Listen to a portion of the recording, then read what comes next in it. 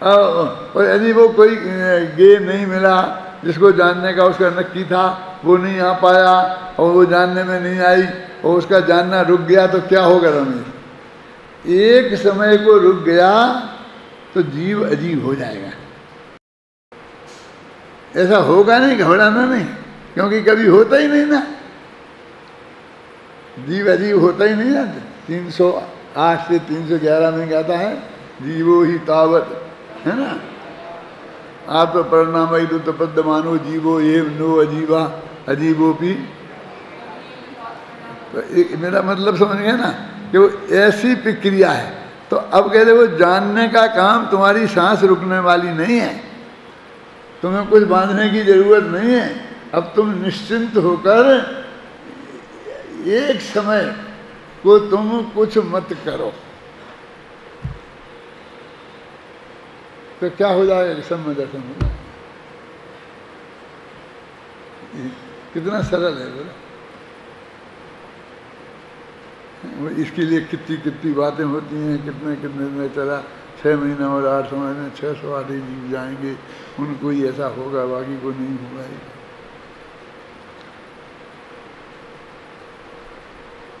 इतनी स्पष्ट बात है ना अपन लोगों के सामने। तो अपने को हाँ मान लेते हैं, फिर कहाँ अपन स्वीकार करते हैं? कर्तृत्व के विकल्प से मुक्त कहाँ होते हैं? तो सम्य दृष्टि तो हो जाते होंगे ना। कि दिक्कत तो सम्य दृष्टि भी नहीं होते हैं, निरंतर विकल्प का जाल चलता रहता है, निरंतर कर्तृत्व का विकल्प चलता रहता है। अब ये देखना है हमें कि ये सम्य दृष्टि है और ये सम्य दृष्टि नहीं है, तो कैसे जांच करें? तो कहते हैं वो जो विकल्प तुम्हें आ रहा है वो चारित्र मोहि के उदय में आ रहा है, उसमें निमित्त है कि दर्शन मोहि निमित्त है। यदि चारित्र मोहि निमित्त है तो कोई बात नहीं, चिंता मत करो। माफ के लायक बीमारी है, चले सारी जिंदगी बीमारी भी चलती रहेगी और तुम भी चलते रहोगे। और यदि वो श्रद्धा के लेवल पे है तो तुम्हारी मौत नकती है। अब इसलिए लोगों को समझ में नहीं आता। तुम्हारे जिनको तुम ज्ञानी कहते हो उनके भी हम विकल्पों का ढेर देखते हैं, क्या शास्त्रों में लिखा है, वर्णन आया है उनका। तो अब वो इसलिए वो नहीं करने वाली बात इसकी समझ में नहीं है। कहाँ पढ़ रहे थे अपन? वो विशिष्ट और अविशिष्ट परिणाम है ना, पुण्य बंध और पाप बंध होते हैं ना।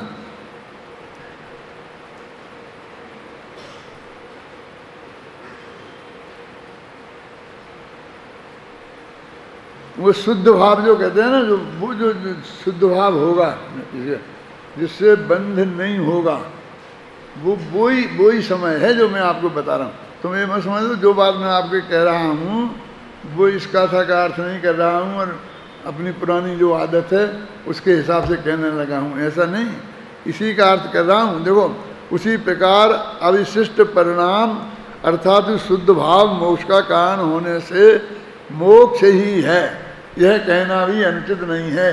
क्योंकि शुभ भाव वाले को पुण्य भाव वाले को पुण्य कह देते हैं, पाप वाले को पाप कह देते हैं, तो मोक्ष के भाव वाले को मोक्ष कह देना अनुचित नहीं है। ये अशुद्ध शुभाशुभ परिणाम मोहराग देश रूप ही हैं। देखो इनको हम जो अशुद्ध भाव हम जिन्हें कह रहे हैं तो वो 3 तरह के हो सकते हैं। कौन? एक तो मोह और राग। मोह अर्थात दर्शन मोह माने मिथ्यात्व, और द्वेष मान तो अशुभ रूप ही होते हैं। और राग में शुभ अशुभ दोनों भेद हैं, क्योंकि वह राग विशुद्ध और संक्लेश रूप होता है। क्योंकि वह राग विशुद्धि और संक्लेश रूप होता है, तो विशुद्धि रूप हुआ तो शुभ समझ लो, संक्लेश रूप है तो अशुभ समझ लो। मोटा मोटा है ये कथन। यदि बारीकी में जाएंगे तो संक्लेश परिणाम भी शुभ हो सकते हैं और विशुद्ध परिणाम भी अशुभ हो सकते हैं। कैसे? जैसे एक मुनिराज को पर एक शेर ने आक्रमण किया और उस जंगल में वहीं एक सूअर रहता था, तो वो सूअर भी ताकतवर था, तो उसे मुनिराज को बचाने का भाव आया और फिर वो दोनों की लड़ाई हो गई। दोनों ताकतवर थे, बहुत लड़ते रहे। तो लड़ाई तो संकलेश परिणाम के बिना होती नहीं है ना। तो संकलेश परिणाम तो दोनों को, गुस्सा तो दोनों को आया, नहीं तो वो मारपीट नहीं हो सकती आपस में। लेकिन एक को बचाने के भाव पूर्वक आया, इसलिए वो शुभ है, और दूसरे को मारने के भाव पूर्वक आया, इसलिए वो अशुभ है। अब संकलेश परिणाम माने तीव्र कसाय तो दोनों को हो रही है, लेकिन एक को शुभ है और एक को अशुभ है। उसी तीव्र कसाय से एक स्वर्ग जाएगा और एक नरक जाएगा। तो उसमें ऐसा भेद बहुत पड़ता है, लेकिन मोटा मोटा अपने ऐसा कह सकते हैं कि संकलेश परिणाम पाप रूप होते हैं और विशुद्ध परिणाम पुण्य रूप होते हैं, और शुद्ध परिणाम जो है वो वीतराग भाव हैं। अब वो वीतराग भाव रूप जो परिणाम हैं, वो वही परिणाम है कि जहाँ तुम कुल रंच मात्र भी कर्तृत्व नहीं है। इस प्रकार इन मोह राग देश भावों को राग भाव और इन मोह राग देश भावों से रहित भावों को वीतराग भाव कहते हैं। ये मोह राग देश हो तो अकेला एक शब्द राग भाव कह देते हैं, और इनसे रहित हो गए तुम वीतराग भाव कह देते हैं। तो अब राग का अर्थ अकेला राग नहीं रहा, मोह राग देश तीनों हो गए। अब तुम्हारी जिम्मेवारी बढ़ गई कि यहाँ जो राग शब्द लिखा है वो उसका अर्थ मोह है कि राग है कि द्वेष है। जैसे समय क्षार में गाथा आती है ना, परमाणु मृत्युअम्पी रागादीनाम देश से, परमाणु मात्र भी राग जिसके विद्यमान हो तो सब्बागम धरो भी, तो सर्वागम का धारी हो तो भी मिथ्या दृष्टि है। अब राग तो 10वें गुण स्थान तक होता है? अब वो कह रहे मिथ्या दृष्टि है। और सर्वागम का धरो भी वो तो श्रुत केवली होता है, और श्रुत केवली तो सम्य ऋषि के बिना होता ही नहीं, सम्य दर्शन के बिना कोई। अब इतना स्पष्ट लिखा गाथा में है, परमाणु मृत्युम्पी रागादि नाम विद्युदेय से। तो आचार्य कहते भाई क्या करें अर्थ, कैसे करें इसका अर्थ। अब कोई हिंदी के विशेषज्ञ से अर्थ करवाएंगे, वो जैन धर्म नहीं जानता होगा, तो वो तो ऐसा अर्थ करेगा। एक दफ़े एक बहुत बड़े विद्वान थे व्याकरण पढ़ाने के, जो मैं बोलता हूँ ना, वो लेटे ही लेटे बोलते रहते थे पूरी लघु सिद्धांत कौमुदी, और बहुत अच्छे। फिर उनके पास तत्वा सूत्र ले गए और कहा ये अवज्ञ है यह धारणा, इस सूत्र का अर्थ बताओ। अभी बहुत देखते रहे महात्मा, उनके व्याकरण के हिसाब से कहीं कुछ समझ में ही नहीं आया। फिर बोले उनने अर्थ बताया ना कि हे अवग्रह यह अवाय को धारण करो।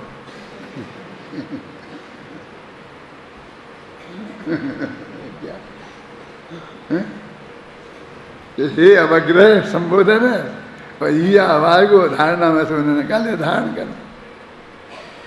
तो वो जैन दर्शन का प्रसंग को नहीं जाने, और ये नहीं जाने कि यहाँ पर मध्य ज्ञान के 336 भेदों का प्रकरण चल रहा है, और उसमें यह अवाय धारणा ये उसके भेद हैं, तो वो नहीं बता सकता है। मैंने वो उसका अर्थ उस हिसाब से नहीं बता सकता है। और यदि आप जैन दर्शन भी जानते हो, वो व्याकरण भी बिल्कुल ही नहीं जानते हो, भाषा का स्वरूप भी बिल्कुल नहीं जानते हो, तो भी ऐसा ही कोई उल्टा सीधा अर्थ करोगे। मैंने थोड़ा बहुत वो भी जानना जरूरी है, और ये जैन दर्शन का मर्म जानना भी जरूरी है, तभी हम उसका सही अर्थ निकाल सकते हैं। तो हमारे आचार्यों ने आज्ञा दी कि आगम के अनुसार अर्थ निकालना। तो अब क्या करें, वो गाथा का हम क्या करें। तो उनने कहा परमाणु मात्र भी राग का अर्थ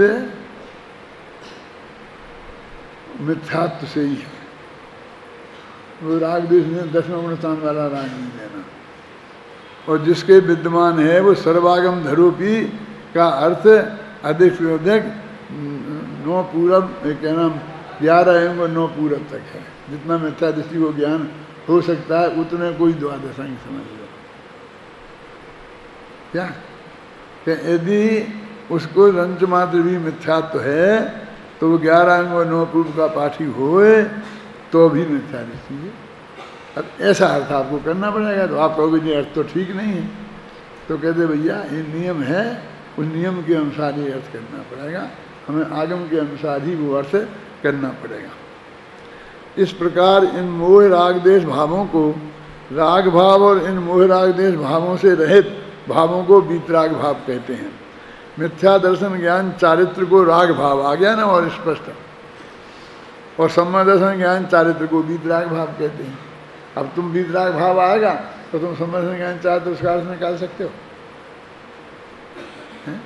अब इसमें क्लियर ये लिखा है, इसीलिए तो लिखा है कभी तुम यहाँ इसको अर्थ समझो तो ऐसा अर्थ समझना। रागी जीव बंधन को प्राप्त होता है, जो ये लिखा ना रत्तो बंधति कम्मम, यही गाथा चली थी। तो उसका अर्थ क्या लेना, मिथ्या दृष्टि, मिथ्या ज्ञानी और मिथ्या चारित्र वाला, रत्तो बंधति का। और इसका विराग संपत्तो, उसका सम्यक सम्यक ज्ञान सम्यक चारित्र वाला, ये बंधन को प्राप्त नहीं होता है। इसका यही भाव है कि मिथ्या दर्शन ज्ञान चारित्र संसार का कारण है और सम्यक दर्शन ज्ञान चारित्र मोक्ष का कारण है। हो गया। विगत गाथाओं में किए गए शुभाशुभ भाव रूप अशुद्ध भावों और शुद्ध भावों को स्पष्टीकरण के उपरांत इन गाथाओं में अब स्वद्रव्य में प्रवृत्ति और परद्रव्य से निवृत्ति के लिए स्वपर का भेद विज्ञान कराते हैं। गाथाओं का पद्यानुवाद पढ़ो भाई ये गाथा।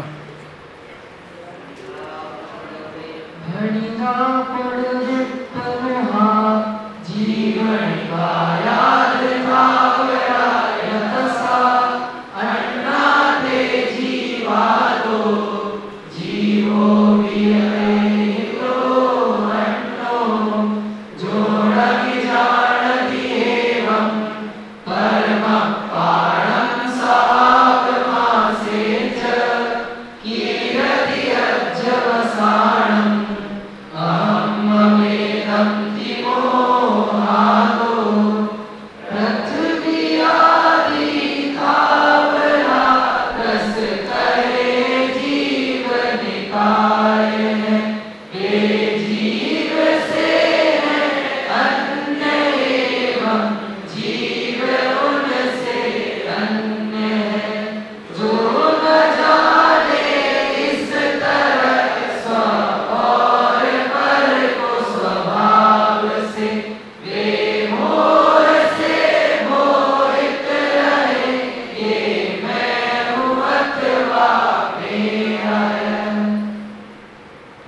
वो कहते हैं इस भेद विज्ञान को समझने के लिए हमें क्या करना पड़ेगा। वो अगले गाथा के पद्यानुवाद में तुम पढ़े थे ना, अनन्य है, उसका कई जगह तुमने अशुद्ध उच्चारण भी किया। तो वो अनन्य शब्द है ना, कौन सी गाथा में देखो, अन्य है फिर अनन्य है लिखा है।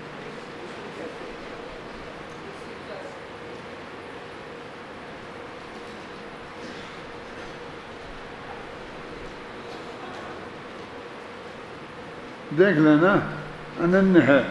तो वो कहते हैं कि जो अन्य अन्य हैं वे जुदे जुदे हैं तो उनमें बंध की बात है, जो अनन्य हैं तो उनमें बंध की बात नहीं है। देखो क्या कर पढ़ते हैं कि अब जब पृथ्वी आदि स्थावर और त्रिश जीव, जो जीव के निकाय कहे गए हैं, वे जीव से अन्य हैं और जीव उनसे अन्य है। ये भेद विज्ञान करना है। मान इस शरीर से ही हुआ ना, देह से आत्मा भिन्न, क्योंकि ये बोला ना पृथ्वी काय, त्रिश काय, जल काय, वायु काय, वनस्पति काय, तो 6 काय के जो जीव हैं वो सब वो शरीर के अंग हैं, शरीर की अपेक्षा उनको ये कहा है, और आत्मा उनसे भिन्न है। तो इनको अन्य अन्य जाने, जो इस प्रकार स्वभाव से प्राप्त करके पर को और स्व को नहीं जानता, वह मोह से यह मैं हूँ, यह मेरा है, ऐसा अध्यवसान करता है। माने वो ये मान लेता है कि मैं पंडित हुकुमचंद हूँ, मैं हूँ। अब इसमें तो तिरस्कार का भी शामिल है ना, तो तिरस्कार अलग है और उसका जानने वाला मैं अलग हूँ। तो अन्य हैं और अनन्य हैं, माने जुदे जुदे हैं कि एक हैं। तो अब ये इसको पृथ्वी का, इसको अपने में इसी प्रवचनसार में पढ़ा है, विभक्त प्रदेशत्वम उसका लक्षण है, विभक्त प्रदेशत्वम अत्यंत अभाव का लक्षण है ना, और अनन्य अतद भावम इसका लक्षण है। दो तरह का है ना, अन्य माने एक दो द्रव्यों के बीच में जो अभाव होता है, माने जिनके द्रव्य क्षेत्र काल भाव अलग होते हैं, तो द्रव्य क्षेत्र द्रव्य काल भाव तो सबके ही अलग होते मानते हैं। क्षेत्र में कुछ लोग चक्करबाजी करते हैं, तो जिनका क्षेत्र अलग अलग होता है वे पृथक पृथक होते हैं, और जिनका क्षेत्र एक हो और बाकी तीन चीज़ें एक हो, अलग अलग हों, बाकी तीन तो एक होती हैं, माने क्षेत्र भिन्न हो तो उन्हें अलग अलग माना जाता है। वो जो संवर अधिकार में चक्कर आता है ना, वो यही है। तो कहते हैं कि एक द्रव्य के भीतर जो दो गुण हैं और गुण और पर्याय हैं, द्रव्य और गुण हैं, इनमें जो भिन्नता बताई जाती है वो अन्यता है, समझे ना। और दो द्रव्यों के बीच में जो भिन्नता बताई जाती है वो पृथकता है। तो वास्तव में देह अन्य है और आत्मा अन्य है, ये ठीक नहीं है। देह पृथक है और आत्मा पृथक है, ये ठीक है। और हम ये कहेंगे कि हमारा राग पृथक अन्य है और आत्मा अन्य है, ये सही है। मन एक ही द्रव्य के गुण पर्याय के बीच में किया ना, तो वो अन्य अन्य कहलाता है, समझे ना। हाँ, अतद भाव बोलते हैं उसे, क्या कि अन्य अन्यता को, अन्यत्व जो है वो अतद भाव का लक्षण है, और वो भिन्नत्व है वो पृथकत्व का लक्षण है। तो ये जो जीव है, पृथ्वी का आदि, इन्हें जीव कहा ना शास्त्र में, तो इनमें और आत्मा में, जीव में, जो इनको अन्य अन्य नहीं मानता है, एक ही मानता है, माने पृथक पृथक नहीं मानता है, एक ही मानता है, वह जीव मोह से मोहित है, माने मिथ्या दृष्टि है। तीर्थ स्थावर के भेद पूर्वक जो यह पृथ्वी आदि 6 निकाय के जीव माने जाते हैं, वे अचेतनत्व के कारण जीव से अन्य हैं। देखो, अब उन्हें अचेतनत्व का कारण कहा, और जीव भी चेतनत्व के कारण उनसे अन्य है। तात्पर्य यह है कि आत्मा के लिए आत्मा ही एक स्वद्रव्य है, 6 प्रकार के जीव निकाय आत्मा के लिए परद्रव्य हैं। अभी तो एक चीज़ पे लगाई इनने, फिर वे तो वहाँ पर 29 चीज़ें हैं ना ऐसी। यहाँ तो एक चीज़ पे घटित कर रहे हैं कि अब आत्मा से राग भिन्न है, आत्मा से ये भिन्न है, गुण भेद है, वे सब बातें। जो आत्मा जीव के चेतनत्व और पुद्गल के अचेतनत्व रूप स्वभाव के द्वारा सुपर को विभाग को नहीं देखता, वो आत्मा यह मैं हूँ, यह मेरा है, इस प्रकार मोह से परद्रव्य में अपनेपन का अध्यवसान करता है और कोई दूसरा नहीं।